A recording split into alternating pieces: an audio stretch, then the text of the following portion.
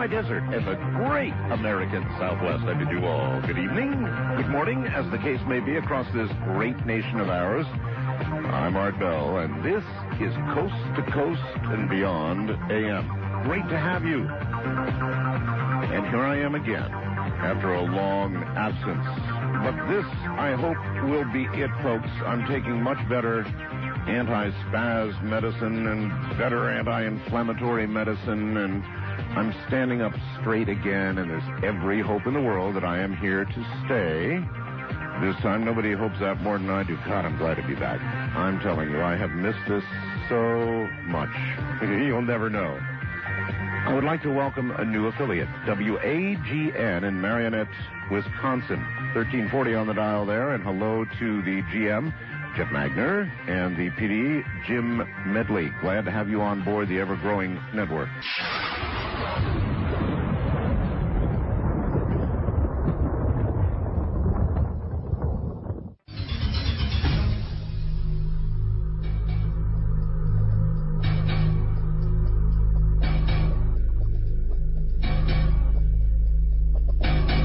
She has been an investigator for many, many years on this program, as well as Dreamland, and she's impeccable. Her reports are absolutely impeccable. Here, tonight's guest, and she is the guest for this evening, is Linda Moulton. Howe. First on the agenda tonight is Cuba. Linda, welcome to the program.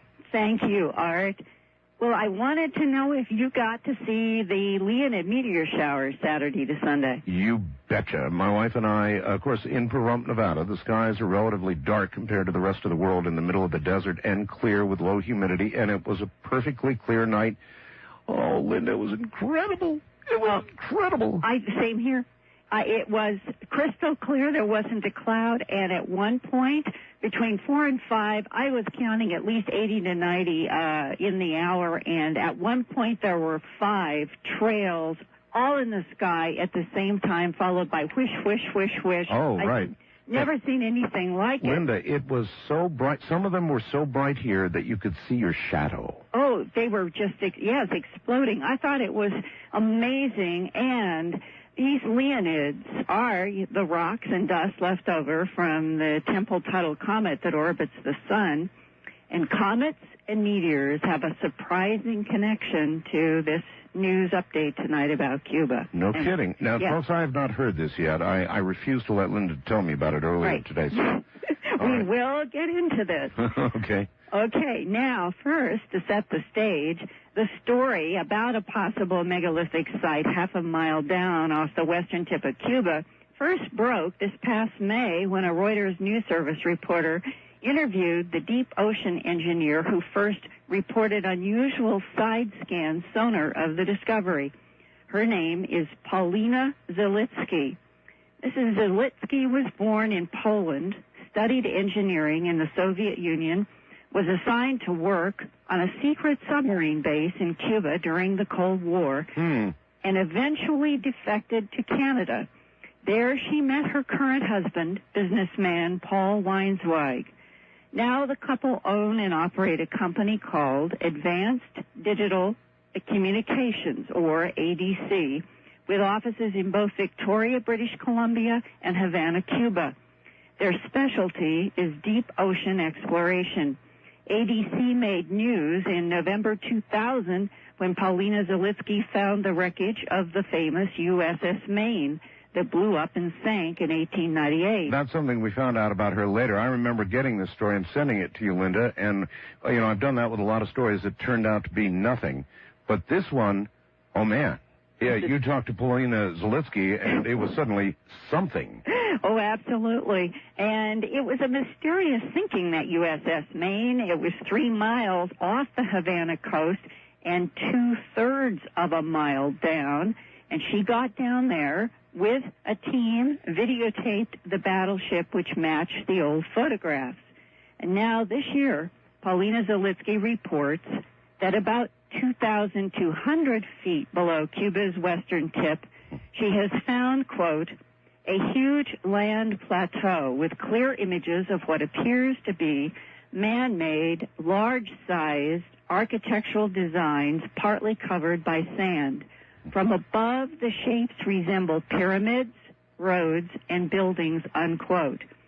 This week, I talked with both Paulina Zalitsky and Paul Weinswag and learned that in addition to the sonar images this late summer, they were able to get a videotape camera and lights down for a preliminary view in the underwater site with a robotic ocean vehicle known as an ROV. So these are actual cameras?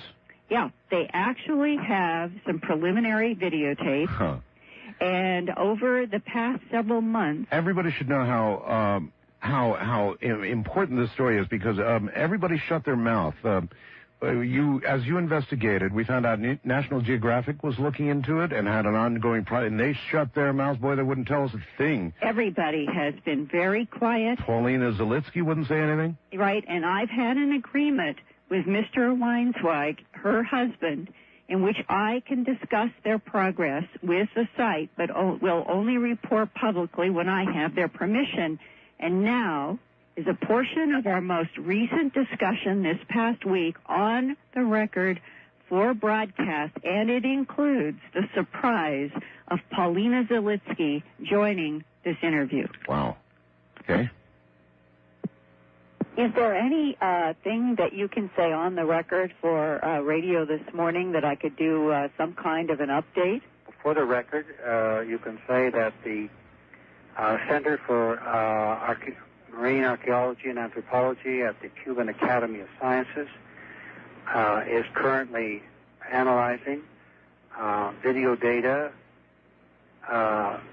which we have from the perimeter of the site from megalithic stones.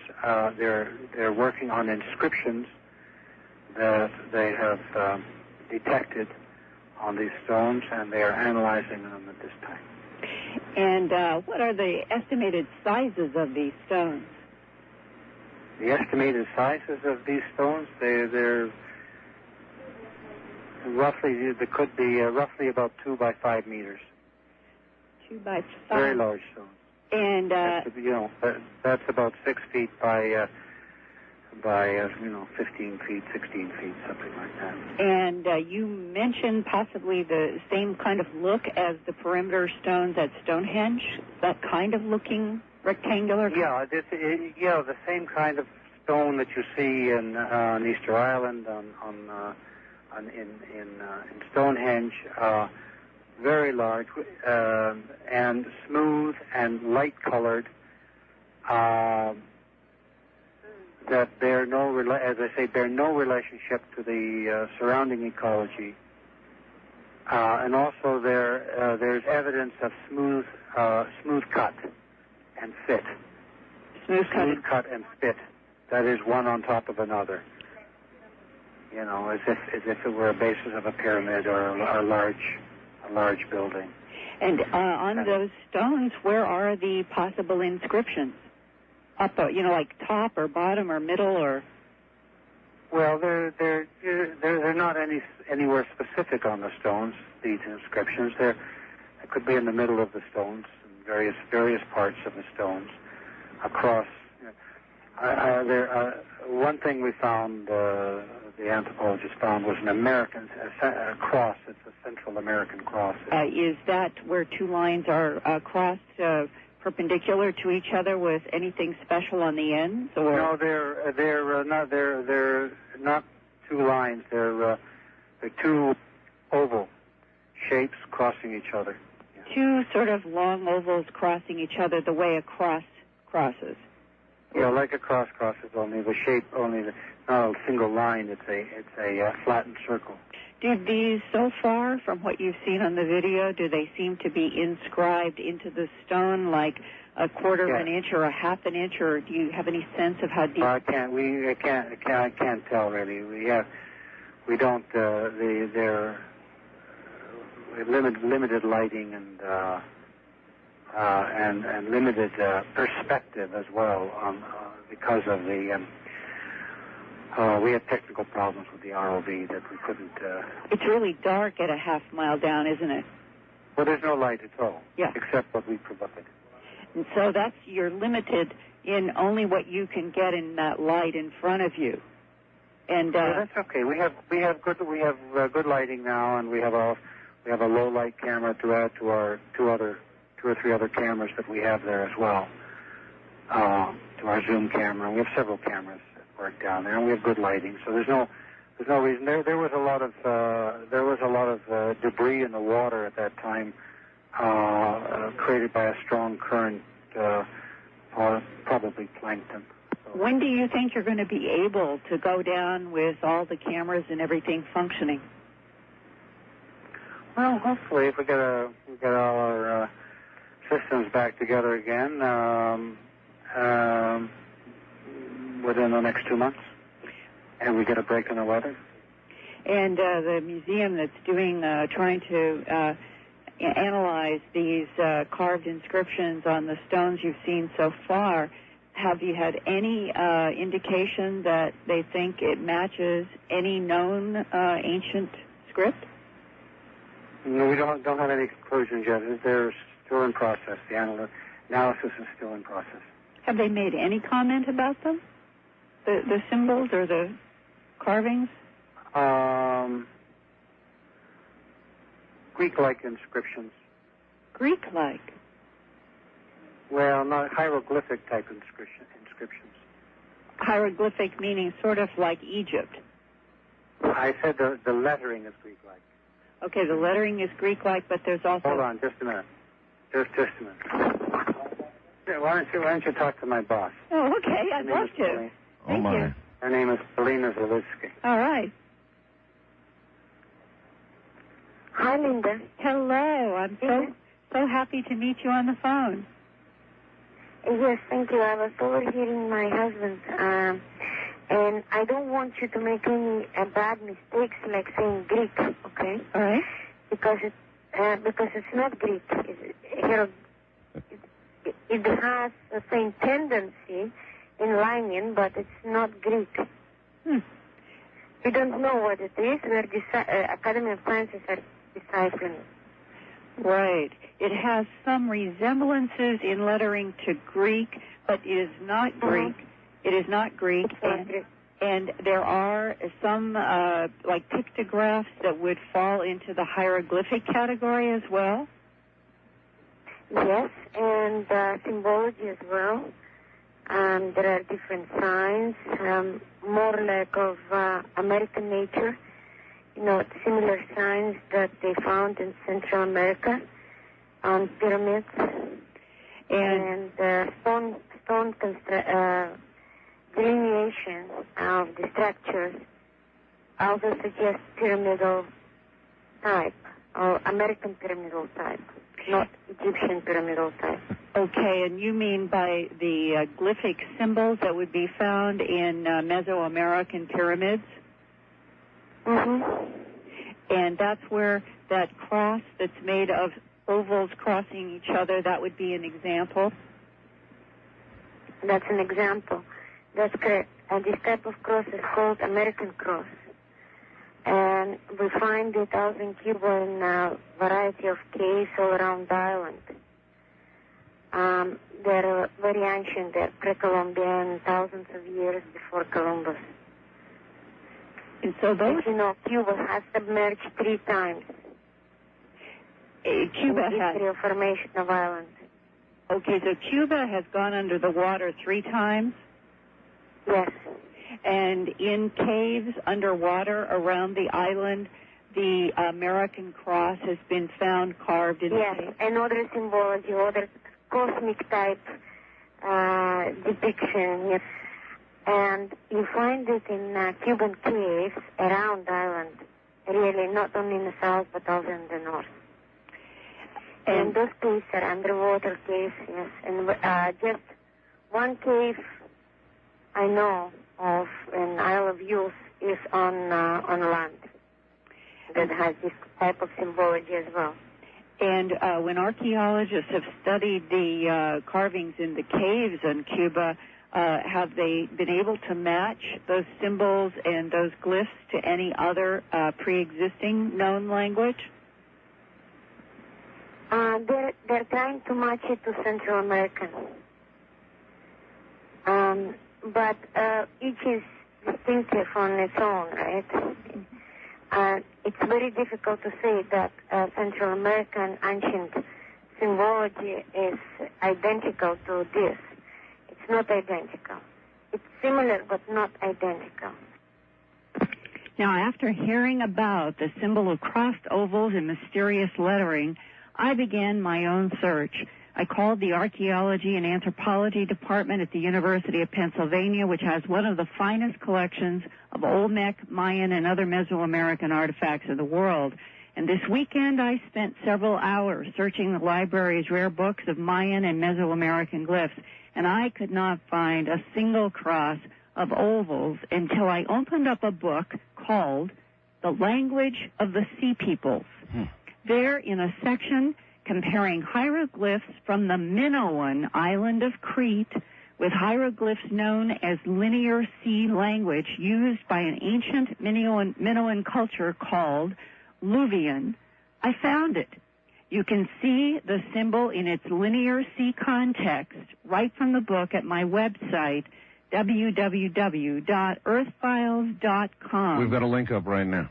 Go to the headlines page and scroll down to the top story, and there you will also see some photographs that Paulina Zalitsky sent me. Now, I also found a more complicated crossed oval symbol in Assyrian hieroglyphics. That's there, and I sent both of those symbols to Paulina Zalitsky for comment, and she emailed back 2 color photographs that she had taken inside a Cuban cave that included yet a different cross symbol, which you can see in my earthfiles.com report. She said that her photographs are from Cuban caves that scientific community people believe belong to what they call the Sea People. Now, how would an ancient Minoan symbol end up a half-mile down amid other apparent megalithic structures off the western tip of Cuba? I took that question to the editor-in-chief of Ancient American magazine, Frank Joseph. Frank has studied the end of the Bronze Age around 1200 BC, which is 3,200 years ago. And after we come back from this upcoming break, Art, we will learn why he thinks that the Oval Cross could link to Atlantis an astonishing new scientific evidence that a global catastrophe did happen in 1200 BC. Oh, man, here we go. All right. Oh, my God, what a story, Linda. All right, stay right there. So, Greek-like hieroglyphics, underwater, inscriptions underwater on the stuff we've been talking about. They've got it with cameras. That's the big news. We'll be right back. I've had nothing but bad luck since the day I saw the cat at my door. So I came into you.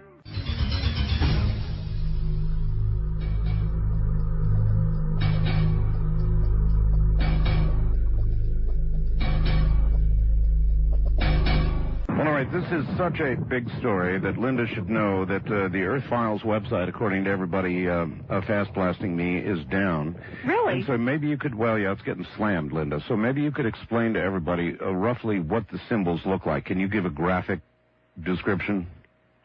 Yes. Think of a oval that is narrow. Okay. And you've put one on the vertical axis, and you put an identical oval on the horizontal axis, the way you would a cross, except these are crossing ovals. Wow, okay. And exactly that is a symbol in the Luvian Linear Sea language. A very, very unusual Linear Sea is very rare, and apparently those people were antecedents in Minoan Crete, and you're going to hear a lot more about this. Okay, we don't know what it means, do we?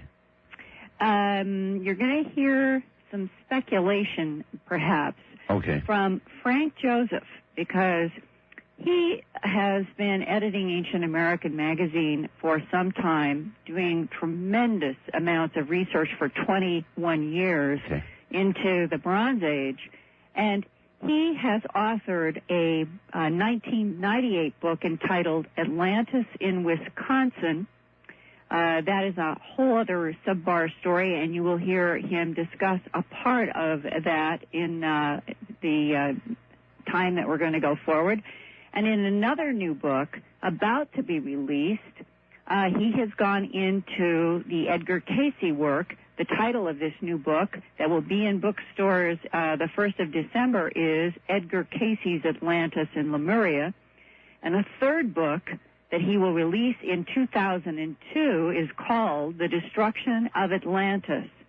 Frank has devoted more than 2 decades to studying physical evidence of a global Atlantean culture which he believes was destroyed in a worldwide catastrophe in 1200 B.C.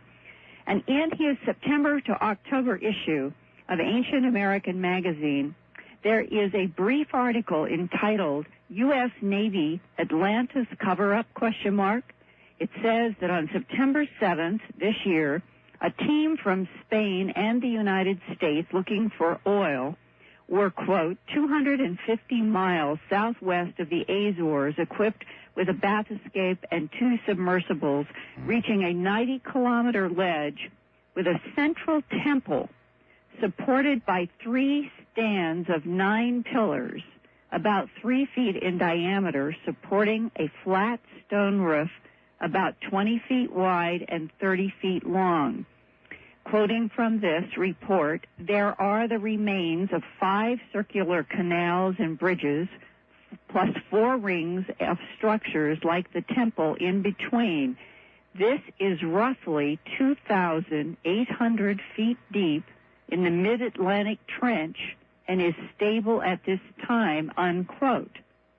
Frank Joseph and I are still trying to confirm this report, but that depth of 2,800 feet is around the half-mile depth in the Cuban site. And this weekend, I asked Frank about the crossed oval symbol in the Linear C language of the Luvian. All right, here we go. The Luvians were people who were about the same as the Trojans. They lived on what is now Turkey. They were either an ally of the Trojans, a close ally during the Trojan War and before, or else they were in fact Trojans. Some Luvian script supposedly has been found in Italy, and they think that is an important link between the Etruscans and Asia Minor, or what is now Turkey. And the Luvians were what do you call maritime people, very proficient at sea. And this crossed oval symbol of theirs, related to what is lettered as LU, is also goes across in all of the columns in comparison to the other languages where the symbols appears to mean star. A star, yeah, but maybe. Well, that LU that's repeated, that's like they're identifying themselves. That this is the Luvians. The VNs. That's just an English convenience, but they might probably call themselves like the Lu if you were to pronounce it in their language. So it's very, very interesting. That whole cultural context is Atlantean. Because the Atlanteans were plugged into the Trojans. The Trojans themselves had a story of Atlantis. Their founder was Dardanus, who came from an Atlantis, Electra, when she was sinking into the sea. This is very complex, highly thinly woven stuff, Well, can you please share this story from the Trojan point of view about Atlantis? Trojans were a people who built their city around 3000 B.C., and they chose that spot at the Dardanelles because it was a very valuable place for trade between the East and the West.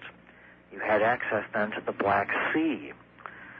Whoever controlled the Dardanelles could control trade, and so Troy over time became a very wealthy city.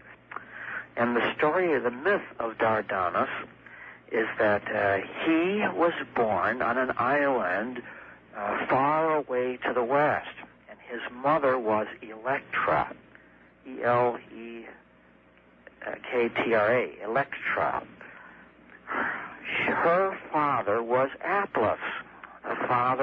the name of the island that Atlantis was on.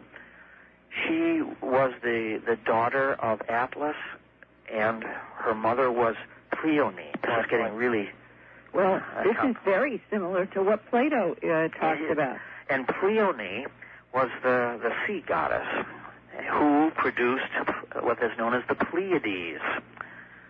And Pleiade means daughter of Atlas, which is Atlantis. That's what Atlantis means. Pleiades means daughter of Atlas? Pleiades means daughter of Atlas. Wow. It is a poetic way of saying that this is on Atlantis. Now, but the fact that there could have been an Atlantis that had bases that spread all the way from west of the Straits of Gibraltar that might include the Azores, the Canary Islands, going across the Atlantic, is what begins to emerge as maybe a greater truth than one single island. Right. Now, the relationship between Atlantis and Troy is not the same as the relationship between, say, Atlantis and Yucatan, for example, where they had an allied kingdom. I mean, they really owned Yucatan, or they would own parts of Ireland and Spain. That was really plugged in tight to the Atlantean Empire. How far back would you put this, since Plato says, going through Solon and in the Critias, 9,000 years prior to their discussion, and that would place it at about 11,500, wouldn't it? No, that's another story altogether, but my colleagues and I have worked very hard, and since the 1980s, on the subject of the dates, and those dates are a mistake, that was a mistake in translation. The Greeks used a calendar very similar to ours. They used a solar calendar of about 365 days, a standard solar calendar. The Egyptians used a minimum of 5 different calendars, and including the solar calendar.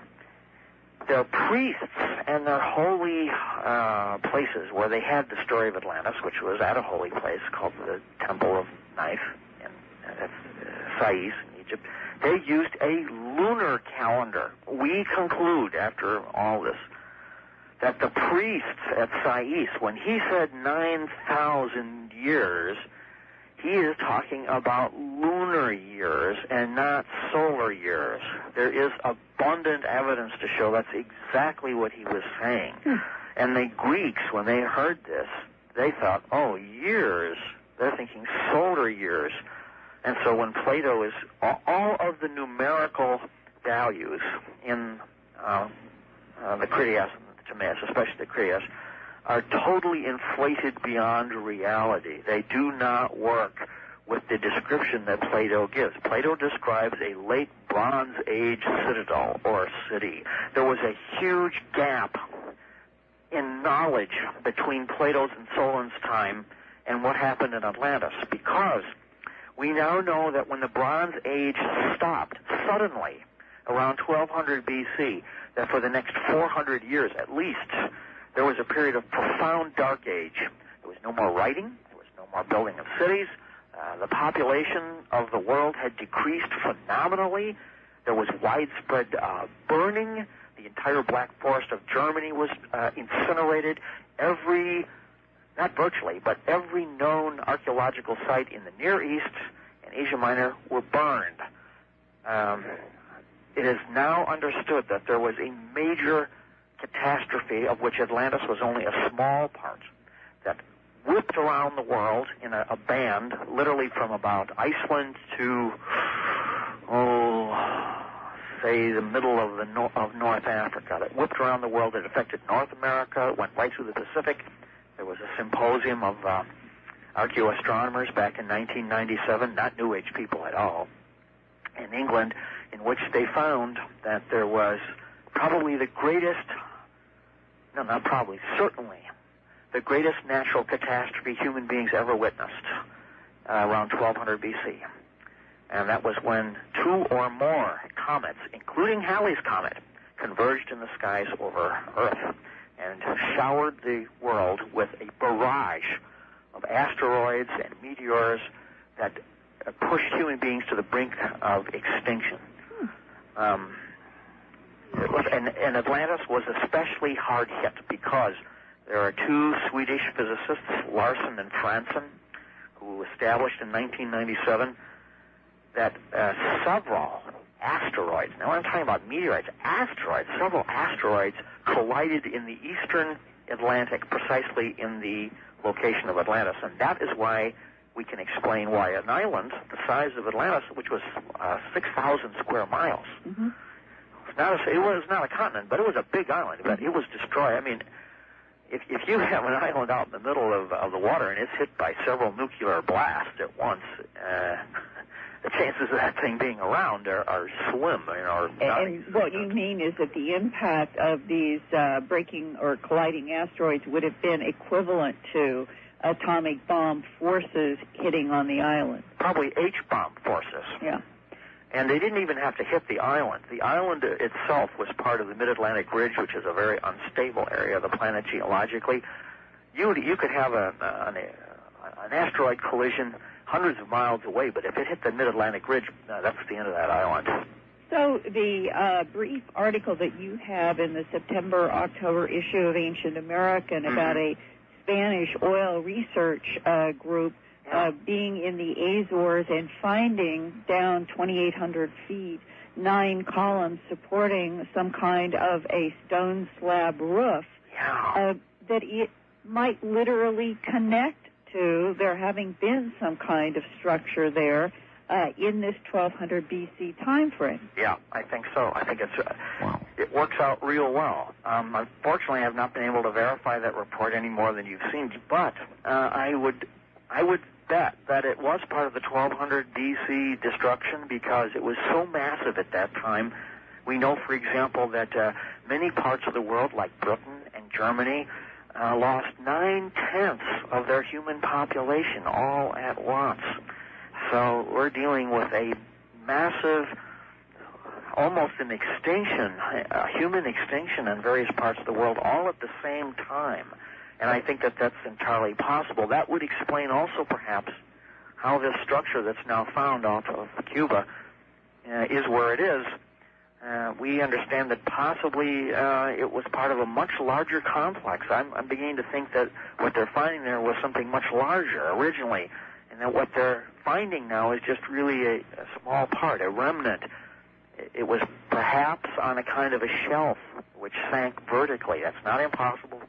Things like that have known to happen before in the Atlantic, and that this part remained upright, and that's what they're finding. Art, until I interviewed Frank Joseph this weekend, I had not heard about this Cambridge, England conference on natural catastrophes during Bronze Age civilizations that was held in 1997, and the proceedings were released the following year. And they have a website, which I don't know if we would bring that website down, but I'll give it on the air. It's www.knowledge.sis/CAMBTROC.HTM. And there you will see all of these papers. And the reason why I thought I would give that out on the air is this, what you have just heard Frank Joseph describe, is a summary from this gigantic series of reports that were put together after this conference at Cambridge.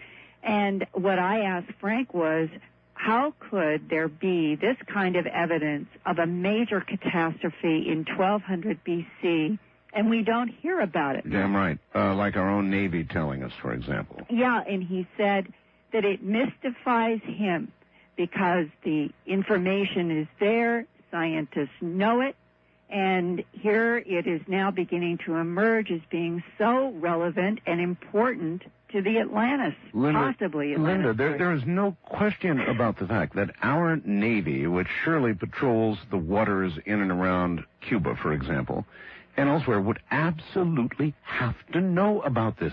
Yeah. The Russian Navy would have to know about this. They've been in Cuban waters for a long time now. And in that report that was sent to Frank Joseph that he put in the September-October Ancient American issue, the person who sent it said, and I'll read a little bit more beyond what I said before, we were there on a research project for the Spanish government about a week, but we were chased off the spot yesterday by Navy ships. Oh. Yes, and when they tried to send out the images from the underwater 9 columns, according to this report, which we're trying to find a person to talk with directly, they said their effort to get images out were jammed.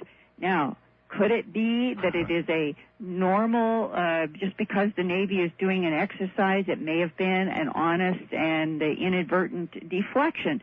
That's what we don't know. Wouldn't be my first guess.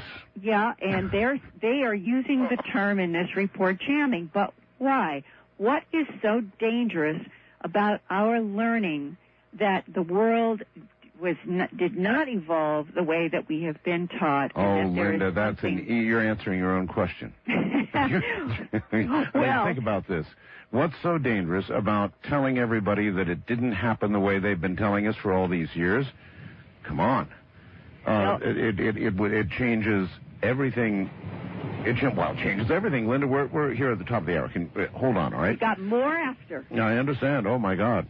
Is this interesting stuff, or what? A worldwide catastrophic event 1,200 years before Christ that buried civilizations that existed before ours. Now, they not only have side-scan sonar, but now they've got photographs of symbols a half a mile below the ocean. I'm Art Bell. Riders on the storm.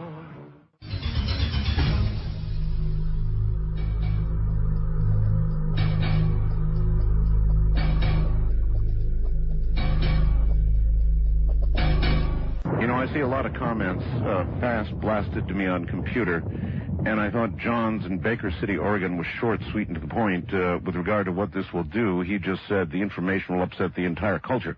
Good. And it does have that, certainly it has that prospect, and that also could be an answer to why we haven't been told by those who we know it's there, Linda. I can't imagine any other answer that makes sense. Can you? Well, I'll give you another perspective. I talked with our archaeologists and anthropologists in Harvard, University of Pennsylvania, and other universities about this, and the reaction was unanimous.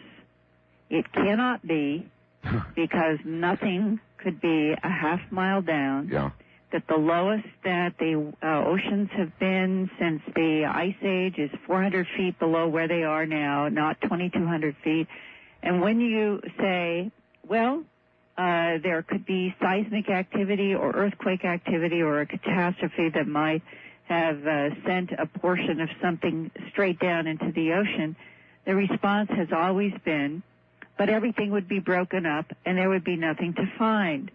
Well, stone and large stone might not break up, floating down in the water. That's right. It depends. And what I'm trying to describe is that there is I'm going to call it an academic straitjacket, and that there are people, even like Dr. Ebert at the University of Pennsylvania, who is doing pioneering, groundbreaking work right now in Turkmenistan. And he found that there are large, they call them oval states, where there is also a mysterious language carved on a stone that they found in the carbon layer that they could date at 2300 BC.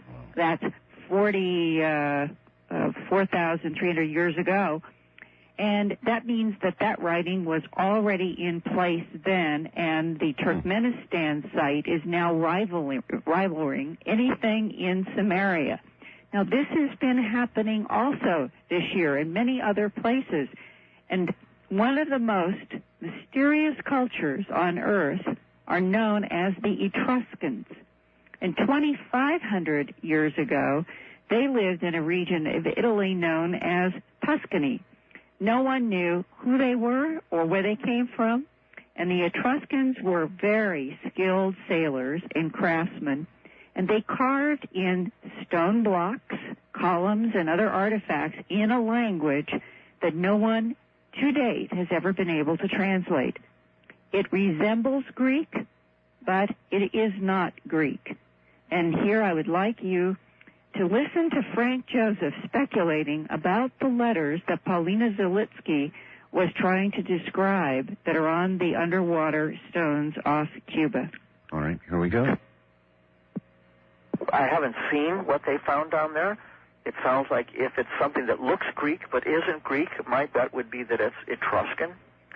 And that, I'm not saying that the site underwater is an Etruscan site. That's probably unlikely. The Etruscans did not build things that look like Teotihuacan, that's for sure. But the Etruscans, where did they get their written language?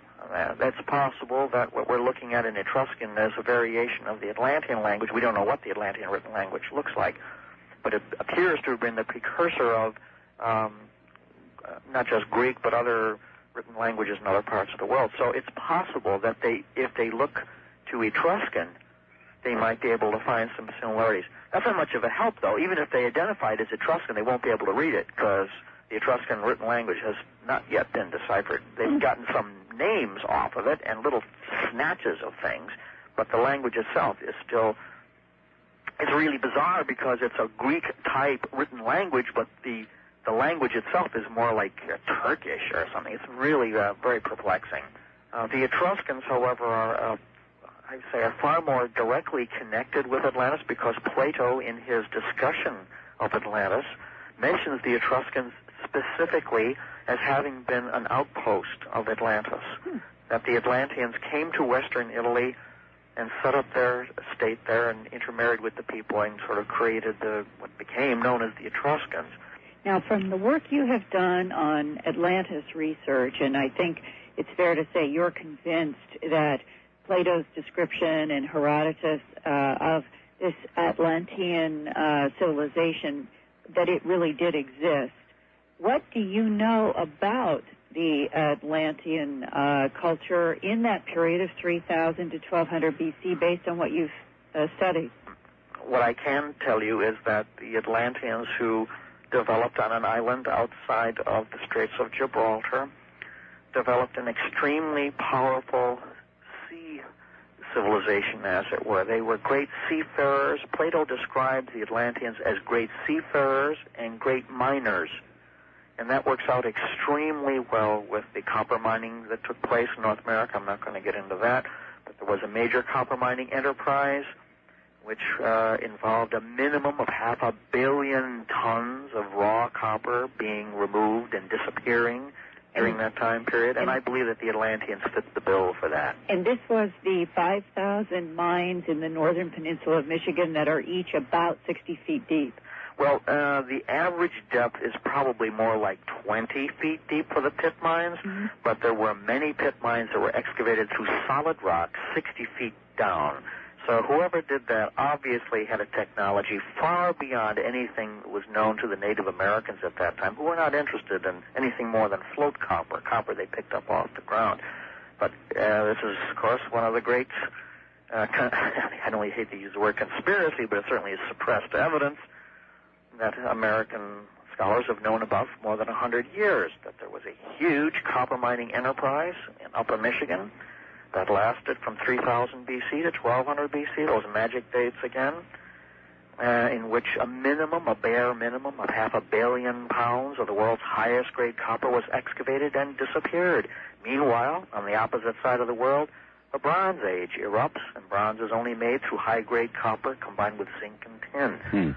So I think that what Plato was talking about are these ancient copper miners who were able to mine through their tremendous technological development, and ship this huge, this prodigious amount of raw copper to Europe, where they became the merchants, the brokers, the copper barons of the ancient world, and that's what made them so phenomenally wealthy and powerful. Well, an interesting possible discovery in this we'll call it underwater megalithic site that's under research is that in some of the sonar data, not the videotape, but the sonar data, there are some returns that suggest that there might be metal, like metal on the tops of some of the objects.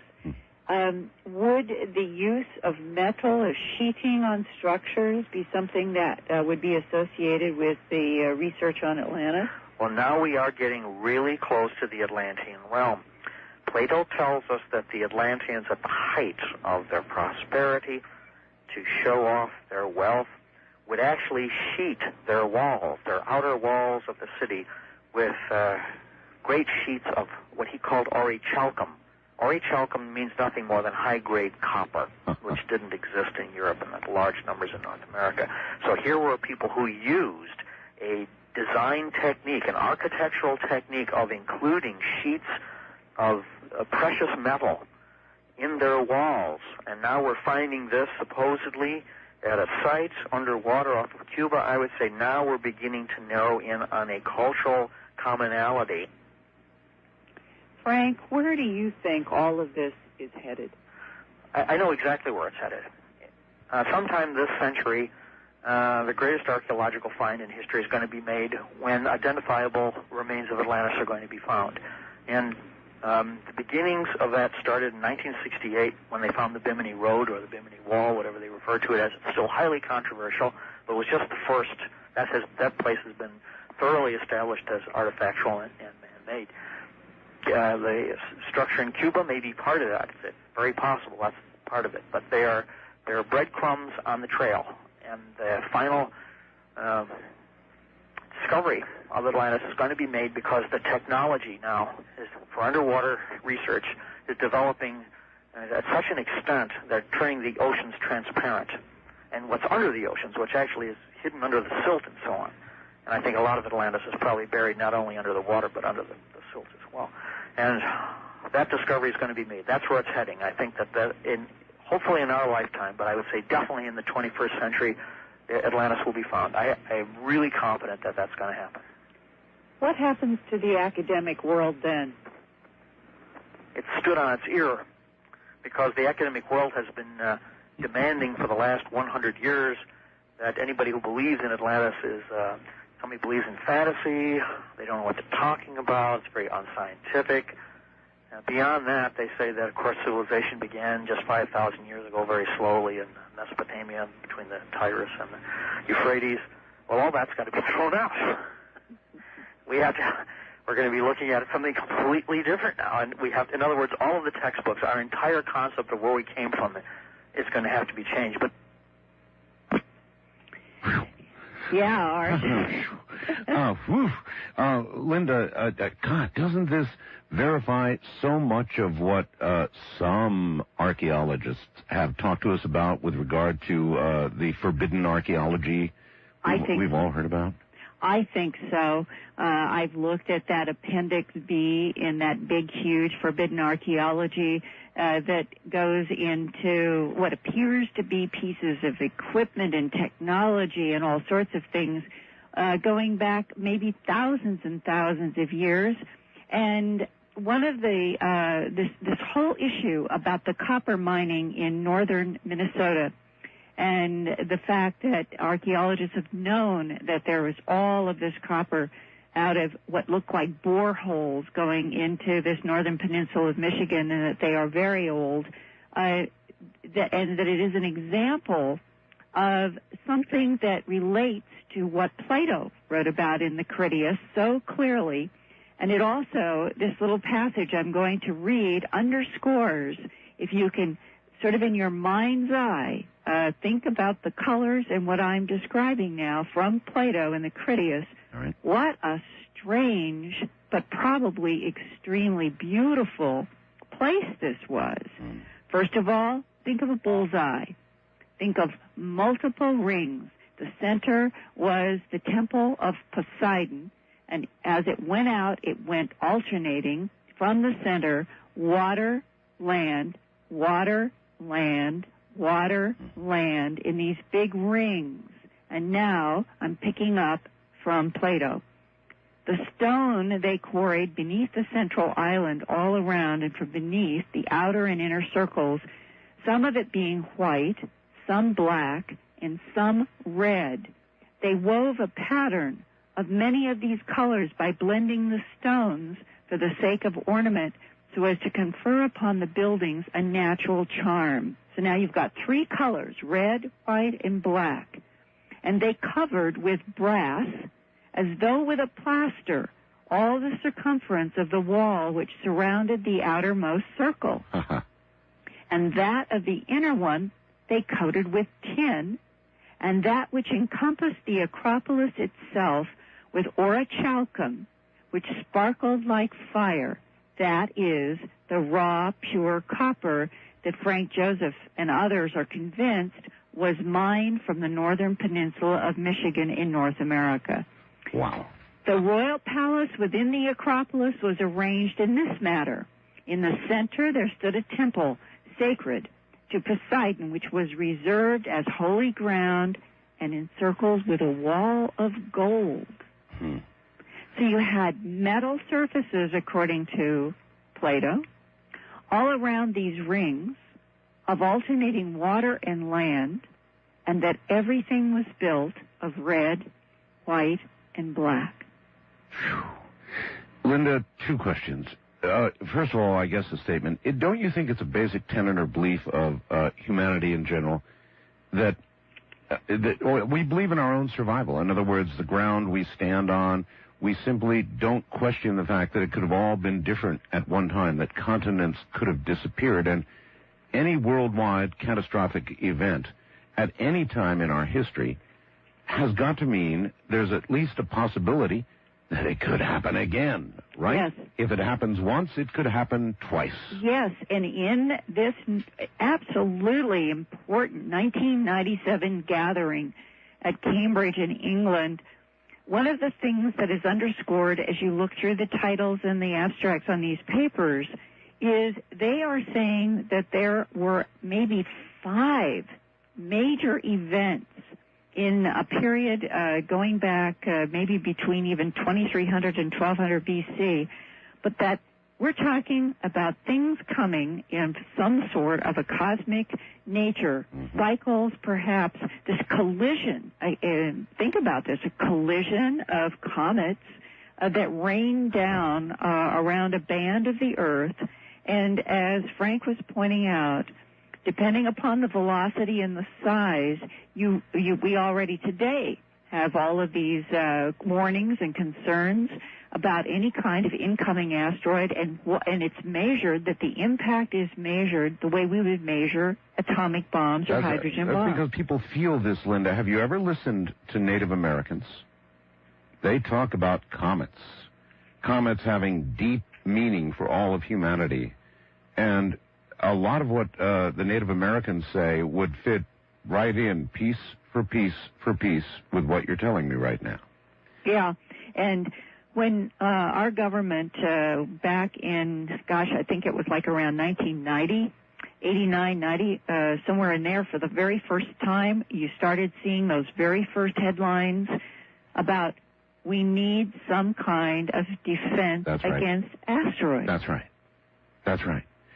Even the Catholic Church, Linda, has had all sorts of interest in what's going on in deep space and what might be approaching Earth, to the degree that they have pushed aside environmental concerns to get observatories built in places where nobody else could get them built. I mean, serious pressure from the Vatican to get this done, because they're watching for something.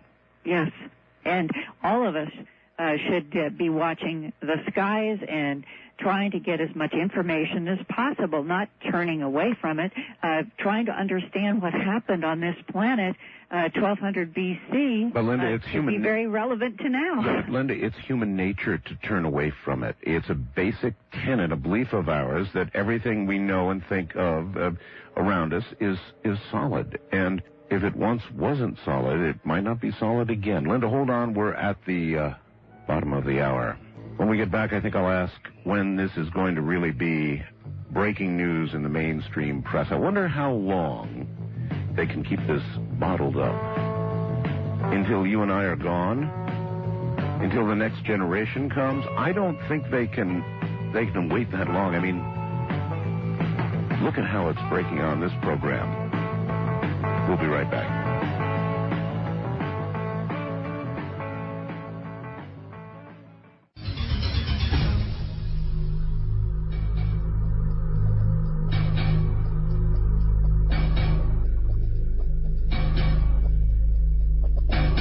One quick question I think I would like to ask.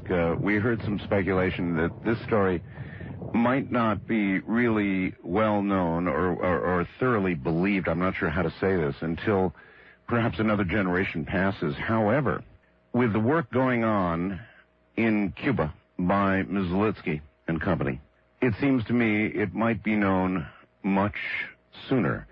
Or will the academic community decide to simply ignore even hard evidence of this? Or do you think in our lifetimes, Linda, that all of this might hit the mainstream press thanks to National Geographic and what's going on in figures? It would have to come out of Cuba of all places.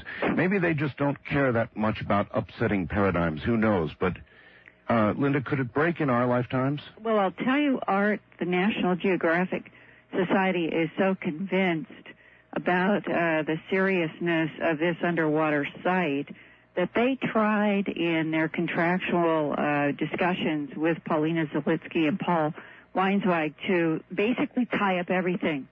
National Geographic really wanted everything, and their negotiations broke down because of it.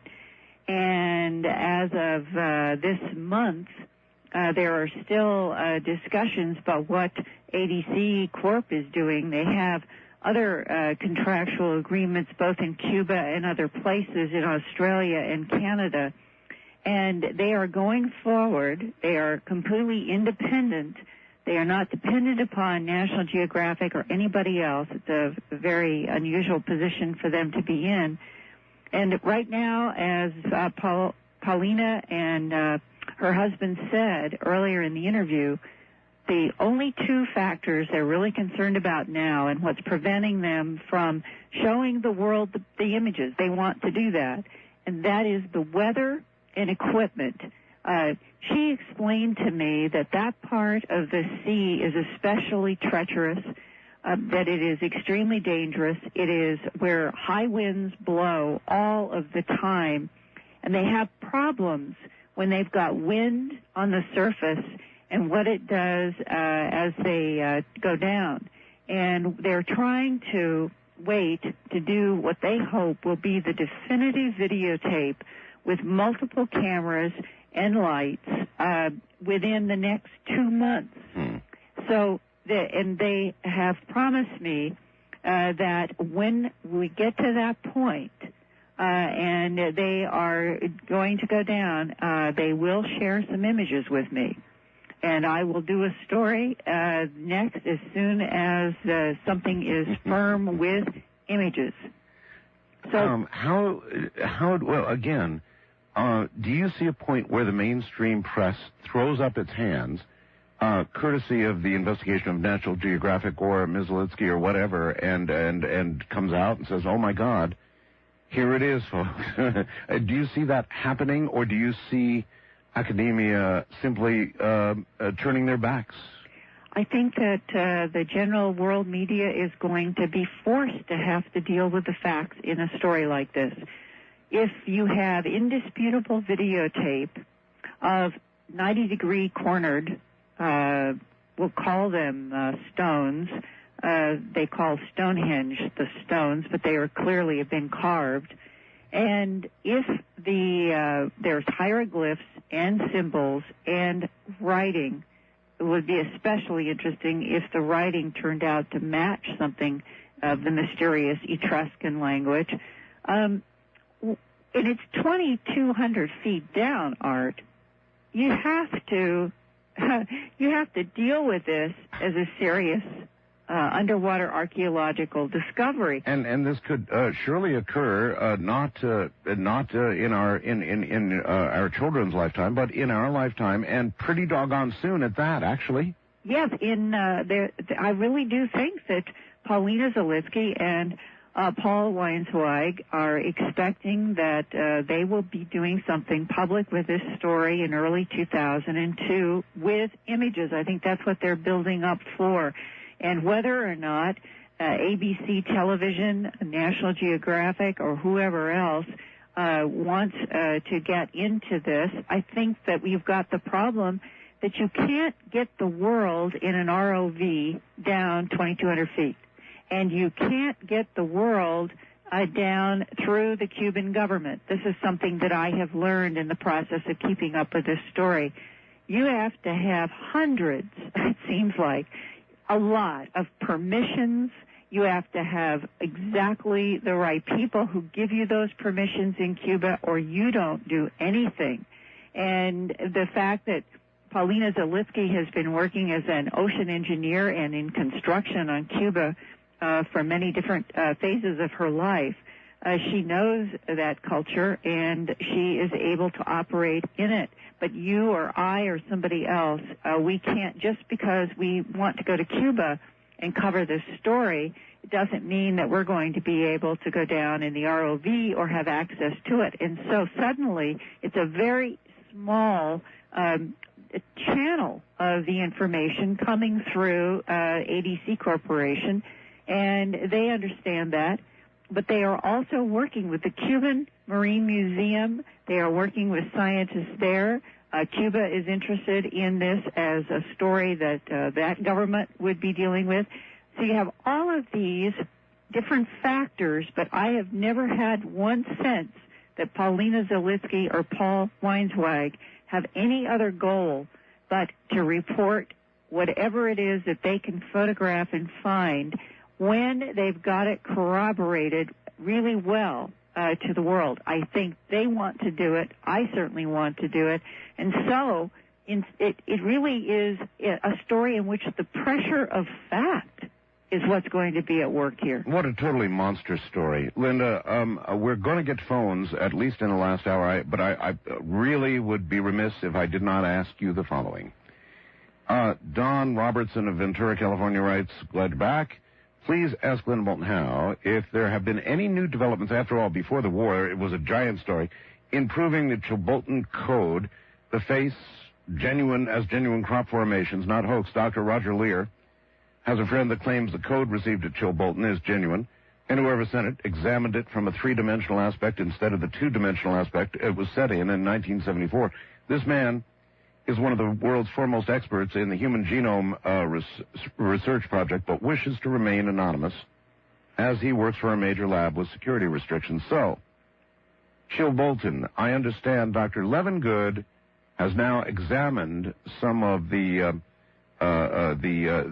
wheat from the formations. Is that correct? That's right. What do we know? Okay, he got soil and plant samples from 3 formations in England. One was the gigantic Milk Hill, 787 feet in diameter, 409 circles. And the other was from the Chilbolton Face and Code, which I have a kind of funny, perhaps inspiring story about, that the day that Lucy Pringle went up in the air for the first time and photographed that it was a face, she got in touch with me. And I was working then over the next 2 or 3 days trying to figure out what can we do to get something that we could do scientifically. And on the day before the farmer cut the whole thing down. I stayed up all day and all night, literally, trying to find out who the farmer was, and nobody knew. Lucy didn't know. Nobody knew who actually controlled that wheat field next to the Chilbolton Observatory. And at what was 5 o'clock in the morning, East Coast time, 10 o'clock in England in the summer, I finally got a woman at an office that Charles Mallet had called and said, I think that we have found the farmer.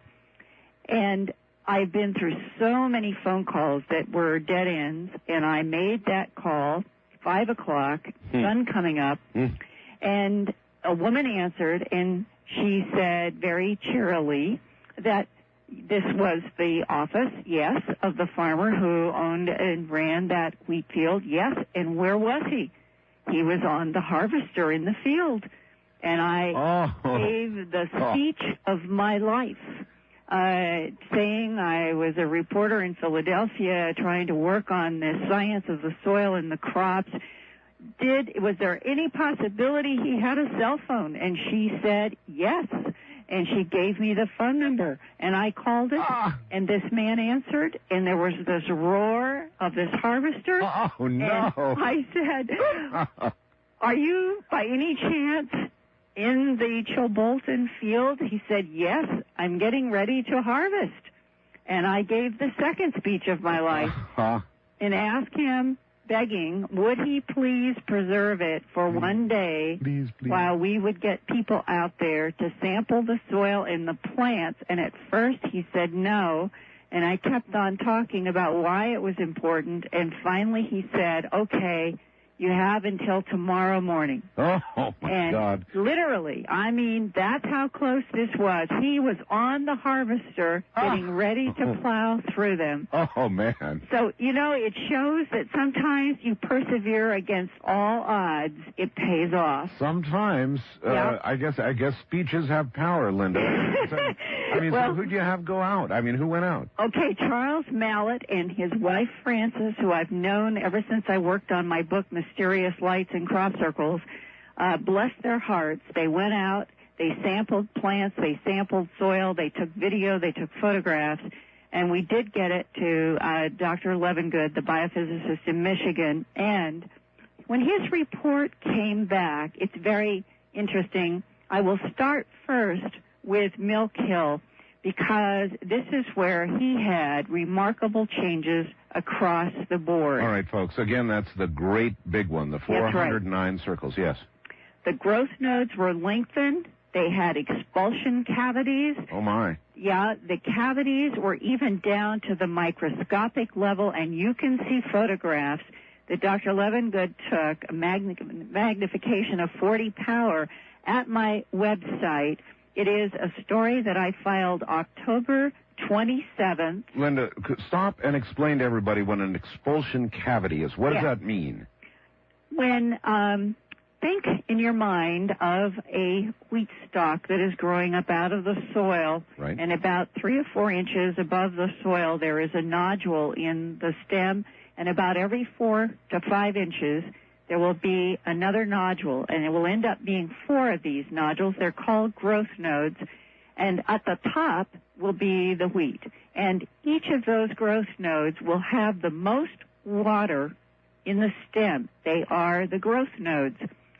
Dr. Levengood hypothesizes from every work that he has done, every test he's done in labs now for about 8 years, working with microwave frequencies, that he can only reproduce what he finds in the crop formations, such as these expulsion cavities, when he exposes the plant to microwave energy. Basically cooking them with microwaves. Yes, but they don't cook. This is one of the remarkable things about crop formations. He has never, in all of these years, and maybe thousands of plants by now, he has never seen a cooked plant, but he has seen many of these expulsion cavities, which are the result of some kind of energy, right? From the water is being vibrated by the microwave energy, just like you would put coffee into a microwave oven to heat it up. Now, that doesn't mean microwaves did it. It means that's the best way we can simulate it.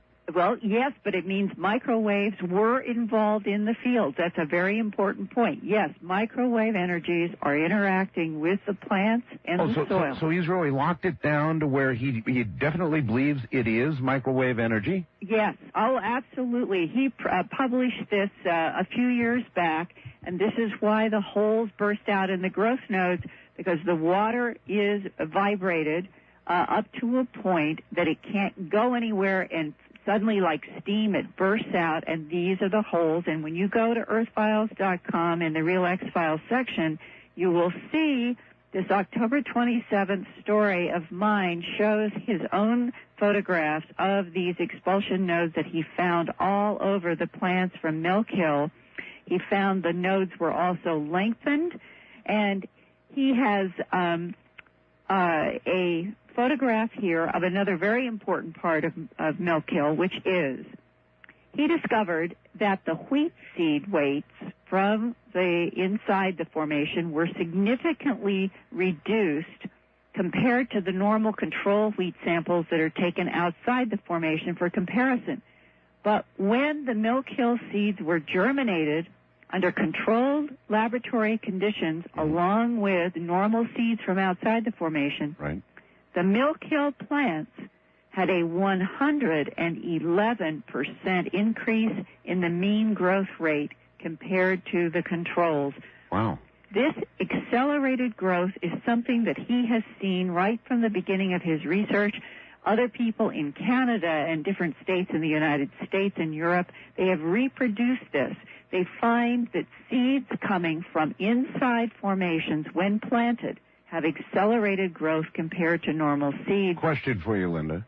If you virtually cook a wheat with a microwave, does it then, when you take the seeds, exhibit the same accelerated growth characteristics? Yes.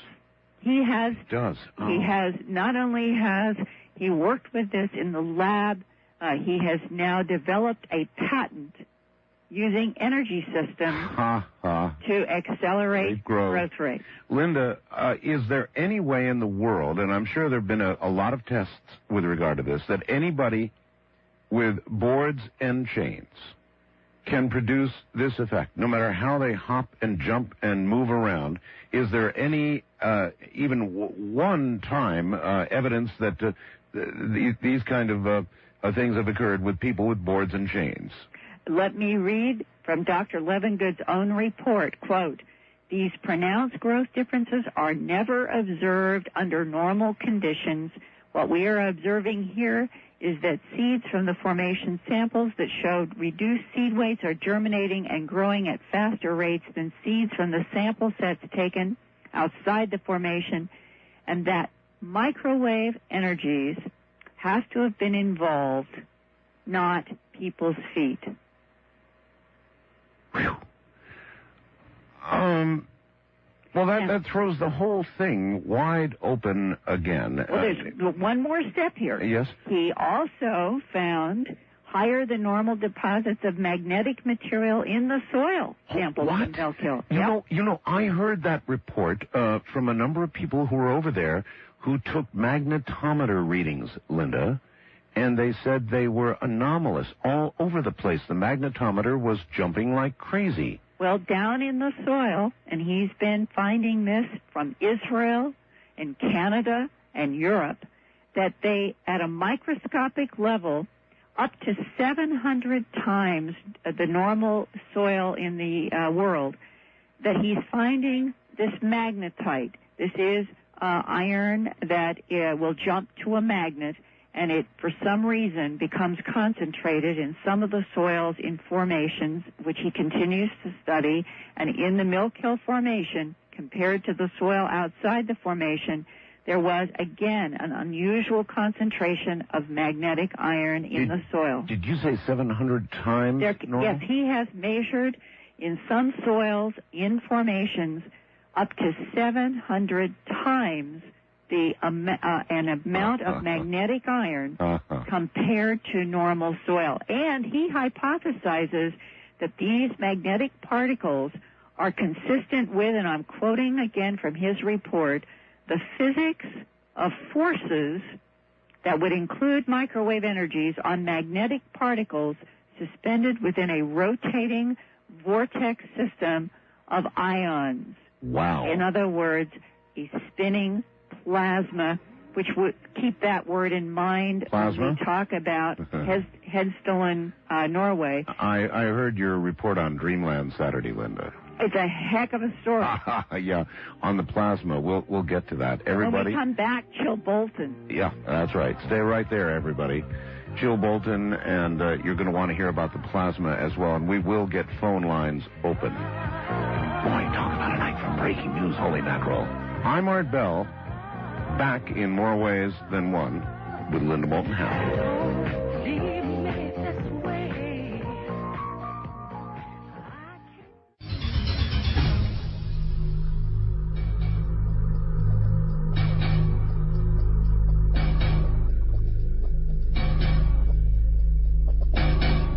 As I said, coming up in a few moments, questions for Linda Moulton Howe, and boy, oh boy, what a lot of news tonight. Once again, here is Linda, and I think we were going to cover Chilbolton, Linda.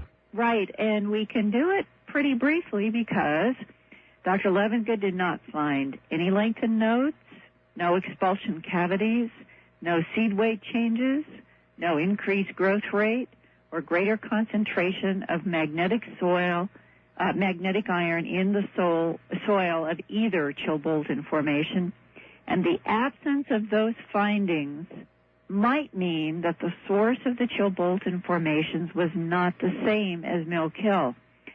And Dr. Levengood and I talked about that. He said in the absence of the physical changes that he saw in Milk Hill, he cannot prove or disprove what happened at Chilbolton.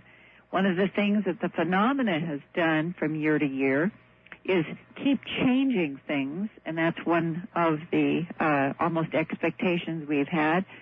And there also is the possibility that some human intelligence agency decided to do this. We don't know. It's just the bottom line is that the same complexity of changes in Milk Hill we did not find in either of the formations at Chilbolton. And when it comes to what is making Milk Hill and the other major mysterious formations over the last 12 or 15 years, we still have no idea. We get down to an issue of intelligence, a sense of intelligence that many people have had in the presence of the mysterious lights that are so commonly involved with the formations. And that ranges from the Dutchman who says that he thinks that the lights are angels, to others who call them other dimensional frequencies. And what exactly that means, I don't know.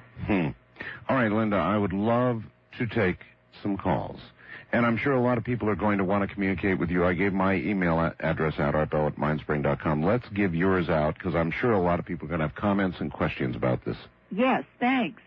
My email is earthfiles@earthfiles.com, and the website is www.earthfiles.com.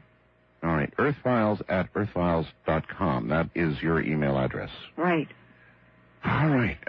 Linda, here we go. Let's take some questions.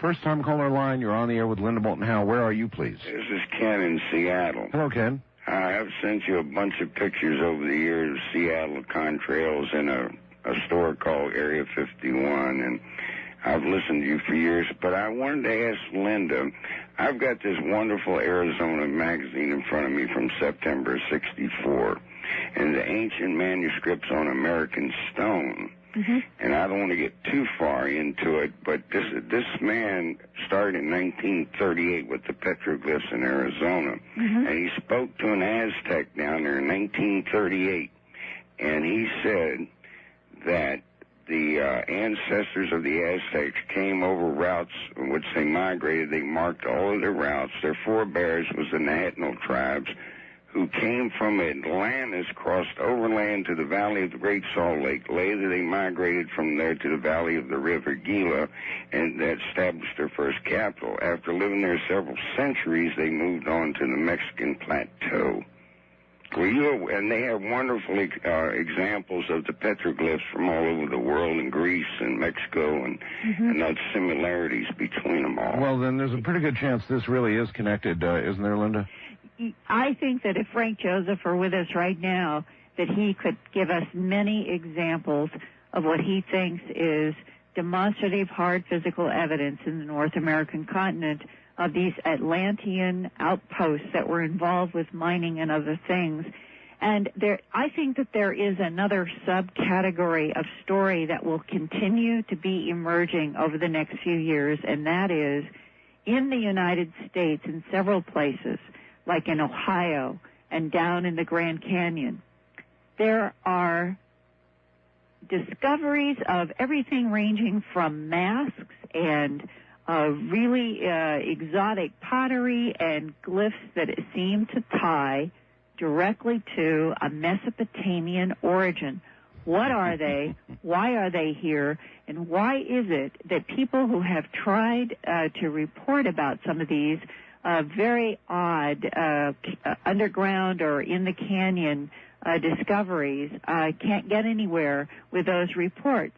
And Frank Joseph is working on a story right now that, depending upon how it continues to evolve with physical evidence, could be another one that may erupt in the next 2 or 3 years, establishing this Mesopotamian or Middle Eastern or even Egyptian connection to some outpost here in North America. All right. Wild card line, you're on the air with Linda Moulton, Howe, and Art Bell. Good morning. Good morning. This is Frank from Cleveland. Yes, Frank. Hi. Mr. Bell, Ms. Howe. Hello. I would like to know if you're familiar with the book called The Blue Book. Okay, with UFO and everything. Yes, of course, sir. Oh, okay. yes. How about the face of Mars? Oh, yes, sir. These are all things that have been constantly discussed here. The connection with what we've been talking about, or what you have been talking about, as far as the 409 rings and everything.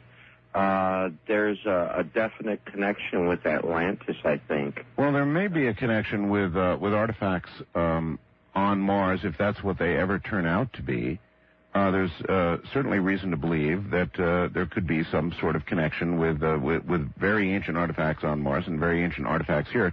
It's a stretch right now, but what you have heard tonight is not a stretch, and it's not something you have to reach out to believe. With the side scan and now the confirming photographic evidence. I don't know about Mars, Linda, but the big story is right here on Earth. What do you think?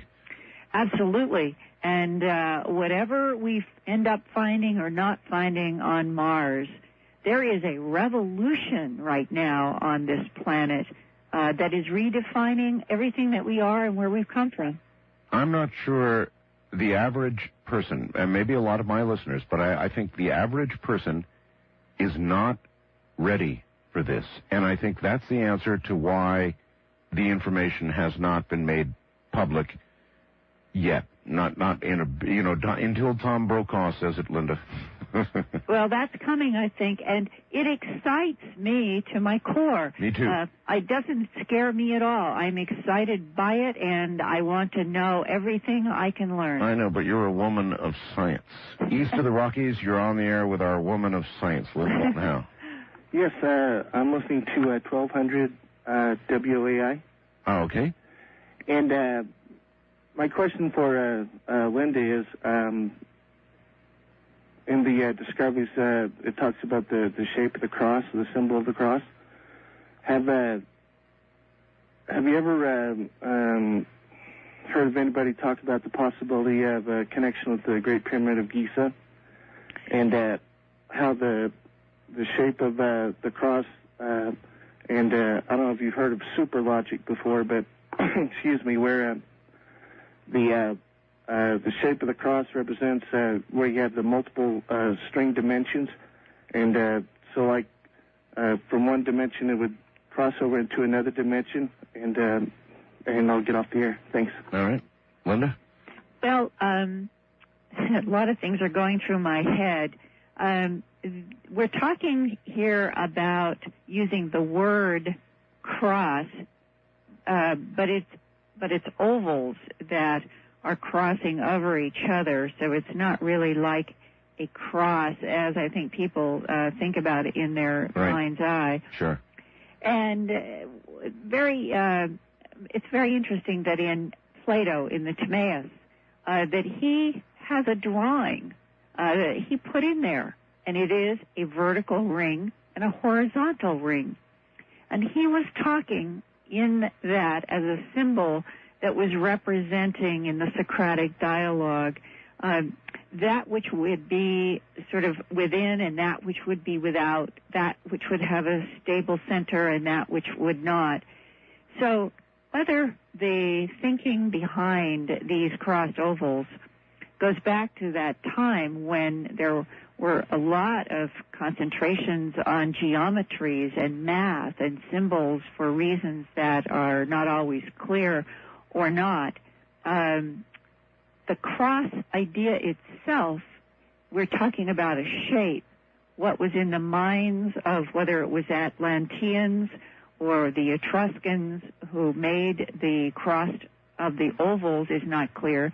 But Frank and I talked a great deal about what is known as solar cross or sun crosses, and they are in so many of the, whether it's Mesopotamian, Egypt, Asia, and these were usually lines or something crossed within a circle. And so these may have been seafaring people, kind of like Kevin Costner's Waterworld almost. They may have been a people born to the sea virtually, huh? Clearly, if it was Atlantean, if this is where this is headed, we are talking about the way they made it around the world was that they had to build amazing ships that could go to all of these ports of call. It's Waterworld. West of the Rockies, you're on the air with Lynn, Moulton, and Howe. Hello. Hi. Hi.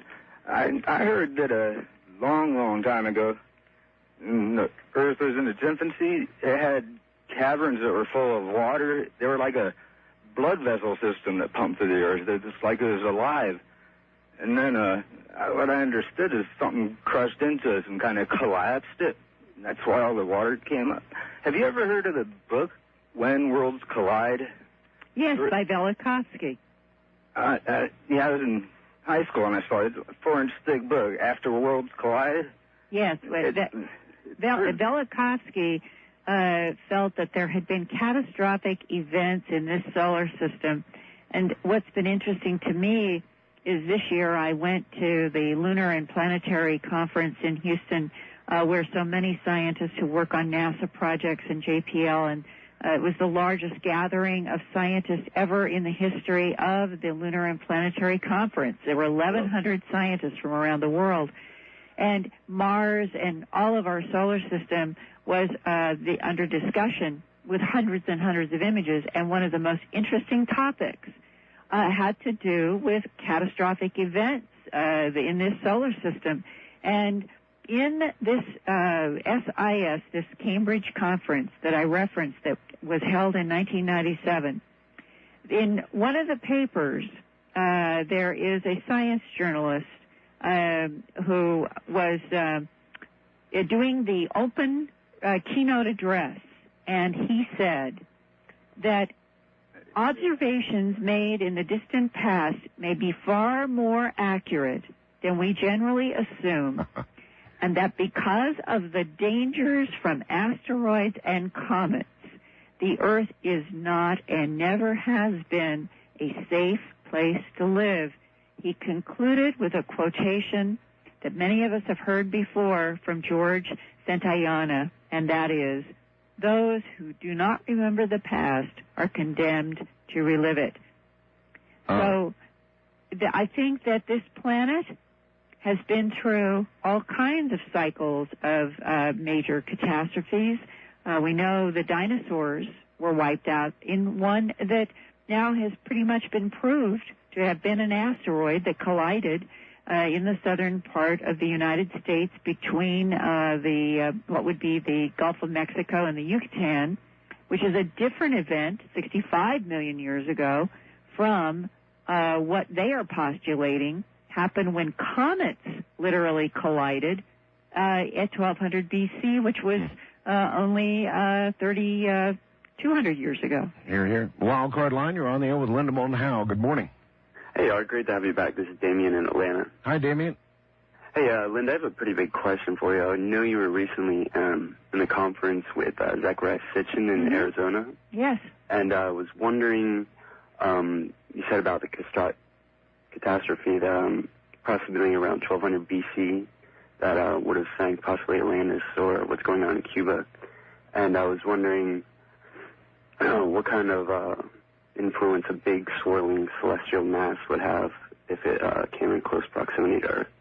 Well, in Zechariah's, his hypothesis that he's been working on for over 30 years from trying to translate from the cuneiform of the Sumerian civilization, he talks about a planet called Nebaru, which is supposed to be inhabited by these Anunnaki who set in motion us as a human species out of genetic manipulation, and were involved with mining operations and the generation of genetics on the planet. Now, if there was a planet, and the size of the planet would be a big question mark, but if there truly was an orbiting planet that would come through this solar system on a, let's say, 3,000 or 4,000 year cycle, or whatever the cycle is, astronomers would be able to detect perturbations all the way out to what is called the Oort cloud. That is this largely icy snowballs that ring our solar system, from which a lot of comets come. In other words, it would leave fingerprints. It would leave It would leave gravitational imprints on things already out there and could be detected. And if a planet tried to move through this solar system from someplace, it would begin to play havoc with orbital mechanics. So right now, I think it's a pretty fair statement that, as far as I know, there are no astronomers anywhere, and this is a global scientific world now. It isn't like you can easily suppress something like perturbations in the orbits of our planets. Astronomers will know, and they will report. I've talked with many astronomers from around the world. They are a very straight group, and they will report if they would detect something like that. Still, though, with what Zachariah says about mining operations, Linda, we're coming up to a break. You must be somewhat struck by the similarities with the Atlanteans. This gold-colored metal, Linda. Hold on. We're going to take a break here at the bottom of the hour, and we'll be back with more Big News Morning from Coast to Coast AM. I'm Art Bell, from the high deserts in Pahrump, Nevada, to the world.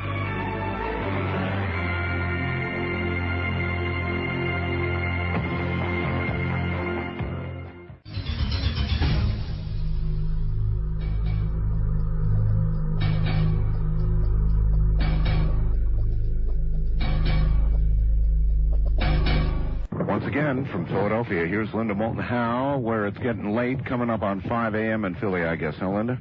Yeah, I was thinking how gorgeous it was 2 nights ago, watching all of those meteors, and tonight it's raining. Lucky. Yeah. All right, here we go. First time caller line, you're on the air with Linda Moulton Howe. Hey, this is Adam calling from Upland, California. Hello, Adam. Listening on KFI AM 640 out here. Yes, sir. Earlier in the program, you're talking about how with the discoveries in Cuba, you expected there to be these vast social and economic and political changes. I'm not quite sure how I see that that'll necessarily happen. I see that people look at this and be just stunned and just amazed by these discoveries, but I don't see economies falling or political structures crumbling. No, I don't think economies will fall, but certainly there would be pretty big social change. Academic books will change. Yeah, that's right. Right, but I don't see how that'll necessarily change the lives of the individual person. I mean, I can sort of liken this to maybe the discovery of creationism versus evolution, and that the science seems to point at evolution, but people still go on with their lives Oh, regardless. yeah, absolutely. Well, listen, I'll accept that as the magnitude of change. You bet. Because I mean, other than a scientific point of view and just a general curiosity point of view, will this necessarily change the world? I think it will, sir. Linda, you may wish to comment more, but religious institutions, our basic thoughts about who we are and where we have come from and where mankind began and where it changes all that. I mean, that's pretty non-trivial. Yes, and at the conference, the Earth Mysteries Conference in Arizona that we were just talking about before the break concerning Zecharia Sitchin, Robert Bauval was also there from France. He now lives in England, but he has written so much on Egypt and the Cheops and his theory that the pyramids, the Great Pyramid and the other pyramids, were laid out like the Belt and Orion. And there is this connection between these megalithic cultures and the stars. And even though in his work he publicly has shied away from the question of non-human, whereas Zecharia Sitchin has really opened up a lot of people's, I think, minds anyway, about the possibility that there was a cohabitating non-human civilization on this planet for some period of time that was involved with its own work and its own goals while it taught and did all kinds of things on this planet. And that now you come to a question that could the Atlantean civilization, with all of its abilities to mine copper from, say, the peninsula of Michigan with making these 20 to 60-foot boreholes through rock, how did they do that? And could there be the possibility that there may be some connection between Zecharia Sitchin's translations of cuneiform involving this clearly, from his point of view, a non-human cohabitating presence on the Earth? Where did these begin to overlap? How much of the Earth's history is disguised? That's what I'm trying to find out. Totally non-trivial. Wildcard Line, you're on the air with Linda Moulton Howe. Good morning. Good morning, Art. This is Brad in Paulsville. Listen to you on KOMO 1000. It's good to hear your voice again. Thank you. Thanks for being there. Linda, I have a question. If we could just for a moment go back to the grains. On those nodal points, isn't it true that sometimes it's just the lower nodes that are affected? In terms of the expulsion cavities, yes. Usually it is the one that is that 4 inches above the ground I was talking about. Sometimes up to the mid-stem. Usually the upper nodes are lengthened only and don't have expulsion cavities because the stiffest cells, if you want to put it that way, the most hardened cells are on the lower two nodes. The upper are more flexible. But that doesn't mean that Dr. Levengood has not found expulsion nodes in all the cavities in some cases. Okay, that's interesting, but there's one other question, and I'll go away real quick, excuse it, Art.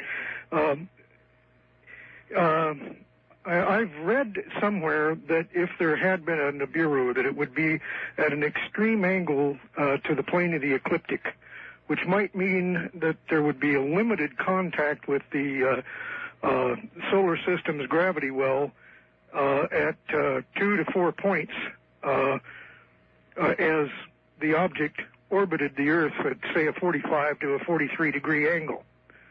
Okay? If it's on a 3,600 year trek, it would also be speeding up as it approached the sun and slowing way down as it got out farther. I've seen the drawings also. In fact, Zecharia was showing that and many other things at this conference. And I guess my only problem is, what is the size of this? And if it is on a return from whenever it came through, assuming, I think there's a suggestion by Zechariah that he thinks that there is some kind of an imminent return. It would seem to me that we would have more indication of that astronomically. But we're into an area where the orbital mechanics of a solar system and some kind of a planet that had a very odd looping orbit is something that I'm not qualified really to discuss in terms of exactly what that would mean. And very few people are, and all I know is that if there was a perturbation at the outer edges of our solar system, we'd know it now in November of 2001. So I'll report, I promise you, I will report the very first I ever learn of anything unusual happening in the orbital mechanics of the solar system. All right, good, Linda. East of the Rockies, you're on the air with Linda Moulton Howe. Hi. Hello? Hi, Hello, where are you? New Orleans. New Orleans, okay. I'm in my mid-60s, and I heard rumors from a child of all kind of things in the Gulf. 3 of them have been proven this spring and summer. But one of the rumors I'm still waiting for is that we were told there was a pyramid in the Gulf. A pyramid in the Gulf? Now, they had told us there were a lot of whales, and this spring and summer they proved that. They found over 300 whales in the Gulf. Ma'am, who is doing the talking with you or the prophesizing? It was on WWL-TV, Channel 4 here in New Orleans. It's the sister station of what I'm listening to on that, WSMB. Isn't that interesting? The University of Texas was mapping the Gulf for all, and they found, if you put it on land, they'd say it'd be like Grand Canyons down there with violent storms, and they found blue octopus and other weird creatures. They found a sunken German submarine that was, it had torpedoed the Robert E. Lee that sunk, and what you call it, naval ships, when they threw those canisters over the side, they did find a sunken German U-boat. They won't tell the exact location, except it's off the mouth of the Mississippi River. Ma'am, is this supposed to be from a news program or from WWL-TV. Bill Capo was the reporter. We saw the films. We saw the picture of the sunken German U-boat. We saw the blue octopus. We saw the whales. The whales were with the University of Mississippi. And so you're saying that somebody else took all of these various science reports and said that these were adding up to something? Well, as a child, we heard that there was a pyramid, offshore workers, shrimpers. That's fascinating. Linda, it's not actually that surprising, if you think of the Gulf and where it is. And the closeness to basically the Yucatan and Mesoamerica. Precisely. So that would bear some investigation, wouldn't it? Yes. Okay. West of the Rockies, you're on the air with Linda Moulton Howe. Hello. No, I'm sorry, I didn't push the button. West of the Rockies, now you're on the air. Hello. Hi. This is Brad from California. I'm listening to KFI 640. Yes, sir. And I have a kind of there's a book I need to tell you about. It's called The Ancient Atlantic by L. Taylor Hansen. Have you ever heard of that? Not specifically. It's reprinted now by the Stell Group in the Midwest somewhere, Stelle. And it's very interesting. It talks about the fact that the oceans used to be less deep. And so I've been doing some research on it. I went to Scripps Institute Library, and I got all the maps they have of the underwater, the exits of various rivers like the Hudson or the Los Angeles River or the Amazon. All of these rivers continue out underwater in the ocean way deep, down to 3,000 feet. They're still carving out submarine canyons.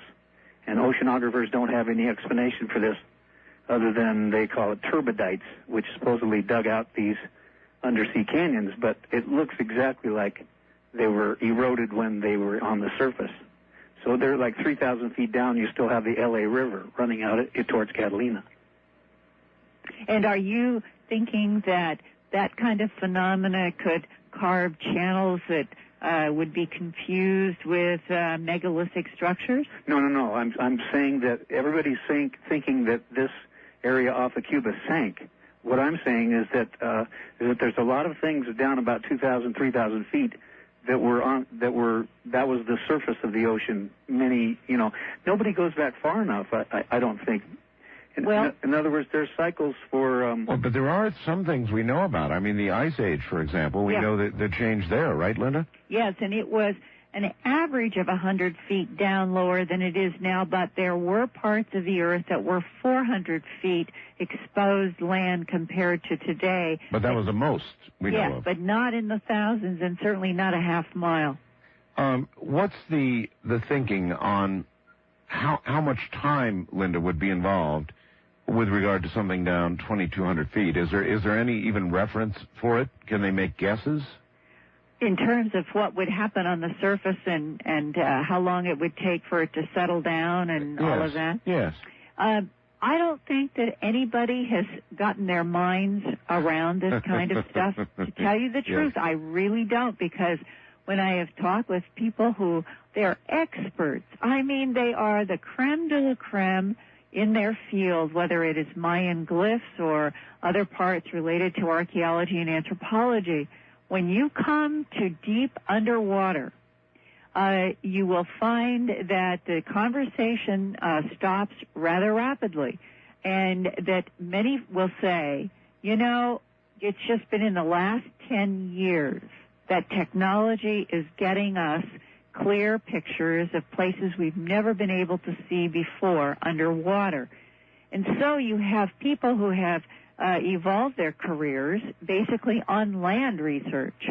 The water and underwater is an area that is still so unexplored, and that there's something, I think, that is threatening to what we'll call it meat boxes in academia, where everything has been ordered and the books have long been published and printed. And when I was down at the University of Pennsylvania, for example, there were books that I wanted from a bibliography that really seemed important, and the reference librarian said, oh, those are buried in boxes in the XX library where nobody ever goes because nobody ever looks at those books.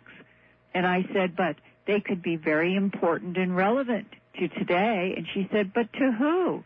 Okay, if you are absent new knowledge, you don't even understand the value of books that exist. All right. Wild card line, you're on the air with Linda Moulton, Howe, and Art Bell. Good morning. Yes, hi, Art. Hello. Hi, welcome back. Glad to have you back on your show. Thank you.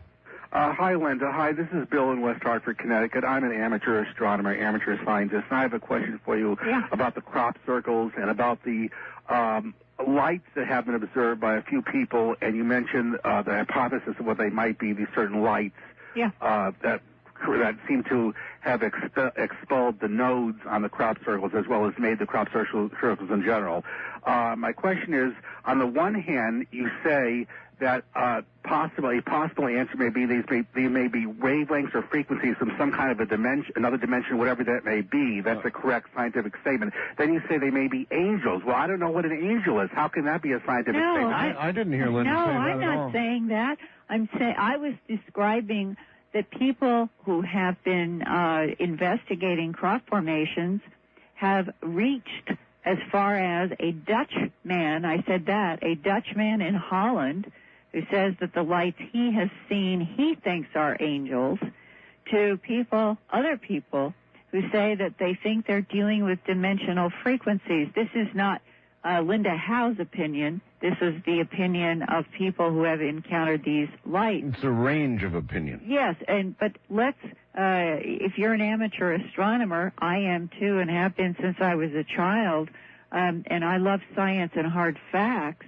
When it comes to a breakthrough in new information concerning the mysterious lights that seem to have characteristics very similar to what has been seen in England and other places of the world associated with crop formations, we need to jump to Hesdalen Valley in northeastern Norway. And just in the last 4 weeks, a report has been distributed by Dr. Massimo Teodorani. He is an astrophysicist in Italy, and he joined with some colleagues in Italy and engineers in Norway to study this valley that has had these chronic, strange light reports for years and years.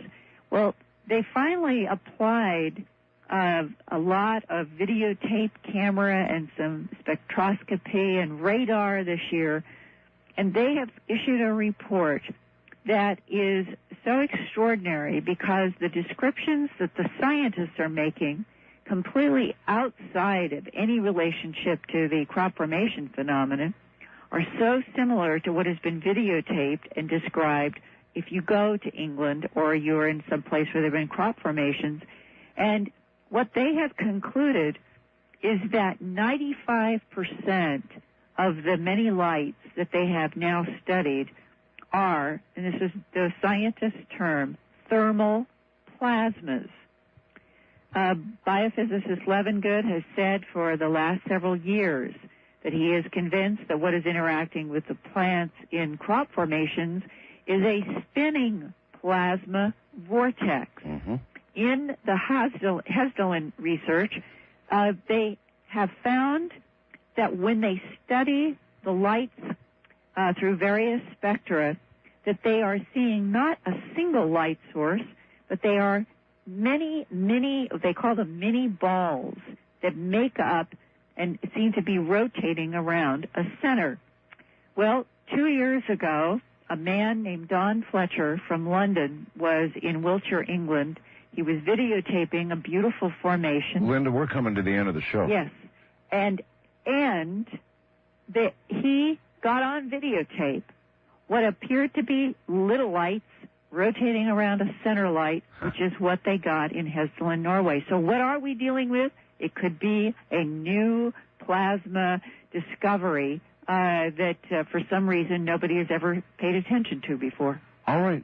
Your email is earthfiles@earthfiles.com, and your website is earthfiles.com. And anything else you want to give out very quickly? Welcome questions, comments, news from your area to my email. And thanks, Art. This has been fun. It's been great, Linda. Thank you so much. And we'll have you again very soon because there's so much to talk about. Thank you, Linda. You're welcome. Good night. That's Linda Moulton Howe, folks. And this night, I'm afraid, has slipped away from us. I'll be back tomorrow night.